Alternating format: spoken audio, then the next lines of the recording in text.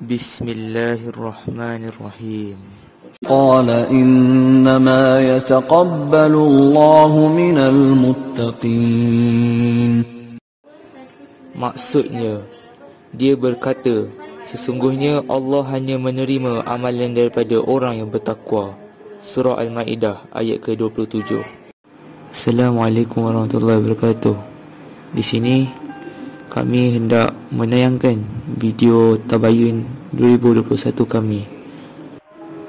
Baiklah, kami telah dipertanggungjawabkan untuk menerangkan tentang fizik pada video Tabayun kami. Terdapat 4 bab subtopik dalam video kami. Okey, yang pertama adalah 2.1 gerakan linear, 2.2 graf gerakan linear, 2.3 gerakan jatuh bebas dan 2.4 inertia. Mari kita masuk kepada subtopik pertama kita, iaitu 2.1 gerakan linear. Apa itu gerakan linear? Baiklah, maksud gerakan linear ialah pergerakan dalam satu lintasan yang lurus dinamakan gerakan linear. Gerakan linear ini juga selalu dihuraikan dari segi jarak, sesaran, laju, halaju dan pecutan.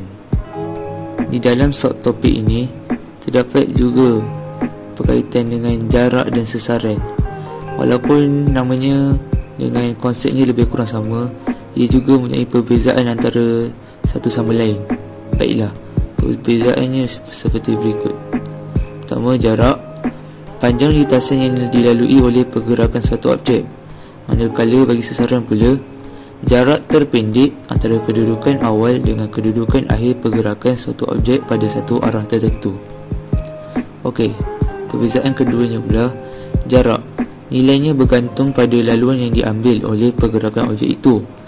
Manakala sesaran pula, nilainya sama dengan panjang garis lurus antara kedudukan awal dengan kedudukan akhir. Jarak telah dikategorikan sebagai kuantiti skala, manakala sesaran pula dikategorikan sebagai kuantiti vektor. Seterusnya, kita juga akan belajar tentang halaju. Seperti dalam graf kereta tersebut, pada graf kereta merah yang di atas sekali, itu menunjukkan halaju seragam kerana kadar perubahan sesaran adalah sama. Dalam setiap satu saat, kereta-kereta tersebut akan bergerak sejauh 20 meter. Baiklah, pada graf kereta biru di bawah pula, halajunya ialah tidak seragam. Ia panggil halaju yang semakin bertambah kerana kadar perubahan sesaran semakin bertambah. Kita boleh lihat pada graf tersebut, pada saat pertama ia hanya pergi pada 20 meter, tetapi pada saat seterusnya ia jauh pada 30 meter. Terdapat 3 formula yang penting di dalam subtopik 2.1 gerakan linear. Antaranya ialah laju, halaju dan pecutan. Okey, pada formula laju bersamaan kadar perubahan jarak, iaitu jarak yang diambil bahagi masa diambil. Bagi halaju pula, kadar perubahan sesaran. Ia dikira seperti sesaran yang dilalui bahagi masa diambil. Dan bagi pecutan pula, kadar perubahan halaju. Ia perlu dikira dengan halaju akhir tolak halaju awal, kemudian dibahagikan dengan masa perubahan halaju. Di sini terdapat 4 persamaan gerakan linear yang digunakan untuk menyelesaikan masalah gerakan linear. Persamaan ini adalah sangat penting bagi pengiraan fizik dalam bab gerakan linear kerana ia adalah asas bagi subtopik ini. Antaranya ialah seperti ikut. Yang pertama, V bersamaan U tambah AT. Yang kedua, S bersamaan UT tambah 1/2 AT kuasa 2. Yang ketiga, S bersamaan 1/2 dalam kurungan U plus B darab T. Dan yang keempat, V kuasa 2 samaan U kuasa 2 tambah 2A 2AS. Baiklah, bagi subtopik seterusnya adalah graf gerakan linear. Bagi graf sesaran bahagi masa, objek adalah bergun. Maka dengan itu bentuk graf adalah mendatar. Seterusnya, objek bergerak dengan halaju seragam.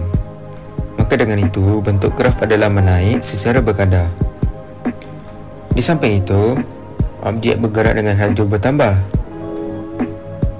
Oleh itu, bentuk graf adalah menaik.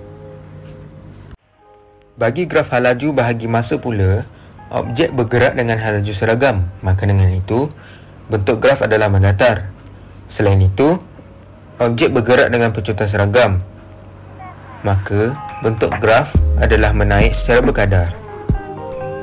Di samping itu, objek bergerak dengan halaju berkurang secara seragam, maka dengan itu, bentuk graf adalah menurun. Bagi graf pecutan bahagi masa pula, objek bergerak dengan pecutan sifar, maka bentuk graf adalah mendatar tetapi ia terletak di paksi X. Seterusnya, objek bergerak dengan pecutan seragam, maka dengan itu bentuk graf adalah mendatar. Selain itu, objek bergerak dengan pecutan bertambah, maka bentuk graf adalah menaik secara berkadar. Okey, baiklah, seterusnya kita akan berpindah ke subtopik seterusnya, iaitu subtopik 2.3 gerakan jatuh bebas. Apakah definisi pergerakan jatuh bebas? Definisi pergerakan jatuh bebas ialah pergerakan objek itu dipengaruhi oleh daya graviti sahaja. Ia juga tidak mengalami tindakan daya yang lain seperti rentangan udara atau geseran. Baiklah, seterusnya saya akan menayangkan satu contoh video bagi gerakan jatuh bebas.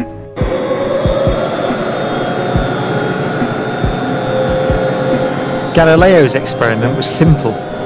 He took a heavy object and a light one and dropped them at the same time to see which fell fastest.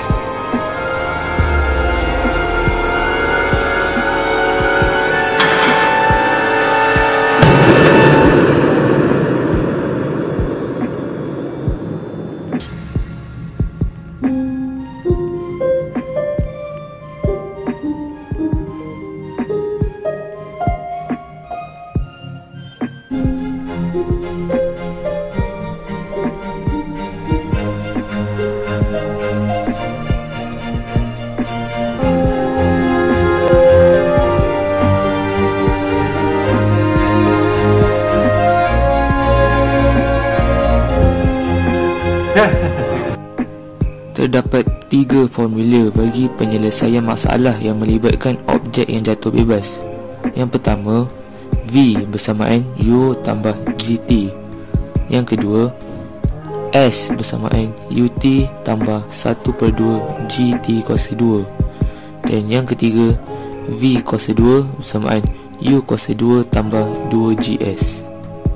Baiklah, mari kita masuk pada subtopik 2.4 inertia, iaitu subtopik terakhir di dalam video kami. Jadi, apa benda tu inertia? Baiklah, inertia ialah kecenderungan suatu objek untuk kekal dalam keadaan asalnya, sama ada pegun atau bergerak dalam garisan lurus dengan halaju mala. Inertia juga boleh dikaitkan dengan hukum gerakan Newton pertama, iaitu ia menyatakan bahawa sesuatu objek akan kekal dalam keadaan pegun atau bergerak dengan halaju mala jika tiada daya luar bertindak ke atasnya. Baiklah, mari kita lihat kesan-kesan inertia dalam kehidupan seharian kita. There are 3 basic types of tankers: bulkheads, baffles, and smoothbores. Bulkheads have several solid compartments that separate each compartment's contents from the others. This slows the forward and backward movement of the liquid, but not the side-to-side motion that could cause a tip-over on a curve. When loading or unloading a tank with bulkheads, you must be very careful of the weight distribution. Bulkheads can be very easy to overload on the front or the back, so try to keep the weight as evenly distributed as possible. Baiklah, kita sudah sampai di pengakhiran video ini. Saya berharap agar video ini telah memberi banyak manfaat kepada kita untuk lebih memahami subjek fizik ini. Sekian, terima kasih. Assalamualaikum.